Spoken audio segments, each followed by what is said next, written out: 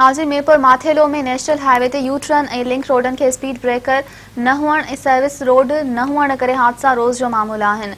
वधीक तफ़सील ॾिसूं था मोहम्मद कासिम कलवर जी हिन रिपोर्ट में। जी नाज़रीन, असीं मीरपुर माथेलो ज़िले हेडक्वार्टर में मौजूद आहियूं। ही नेशनल हाईवे जेका रोड है जिते ही मौत जो राकास बणियल है। एक साल में 60 खां वधीक जेके आहिनि जानियूं हादसनि जो शिकार थियूं आहिनि। अचो त शहरनि खां वीचार वठूं इन्ही हवाले सां हिननि जो छा चवणु आहे। घोटकी ज़िले में जिते घोटकी ज़िले जी हेडक्वार्टर आहे मीरपुर माथेलो, उते जेको आहे सो इंसानी ज़ायूं रोज़ ज़ाया थियनि थियूं। ताज़ो जेको आहे सो अॼु 2 कलाक अॻु में जेको आहे सो हिते एक्सीडेंट थियो आहे।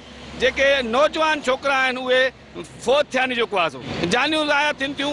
उन जे लाइ को बि तदारक कोन्हे। नेशनल हाईवे जेका मीरपुर माथेलो बाईपास ते मौजूद आहियूं असां, उहा जेका निसार पंप खां शुरू थिए थी पई नर्सरी ताईं इकबाल पंप ताईं वञे पई। उन जा सभई जेके यू टर्न आहिनि उहे जेके आहिनि मौजूद उन्हनि खे पंहिंजो रोड खे न आहिनि। ॿाराड़ी मां जेके लिंक रोड अचनि था पिया उते यू टर्न न हुजण जे करे उहे माण्हू मुख़्तलिफ़ जायुनि तो जेको आहे त क्रॉस थियनि था पिया ऐं उहे पंहिंजूं जानियूं जेको आहे ज़ाया उते उहे माण्हू अजल जो शिकार थी वञनि था पिया। रास्ते हिते यू टर्न कोन था ॾिना वञनि।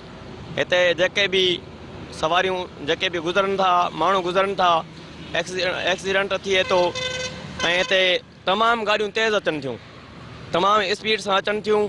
यू टर्न हुजनि त सहूलियत थिए, आवाम खे सहूलियत थिए त हिते सही नमूने क्रॉस थी वञनि ऐं हादसा न थियनि, जेको माण्हू शहीद मौत खां बची वञनि। अॼु तव्हां हीउ ॾिठो त असांजे मीरपुर जो शहर आहे जेको उन में इहो असां बीठा आहियूं, जंहिंखे पूरे रोड ते जेको आहे त यू टर्न न आहे।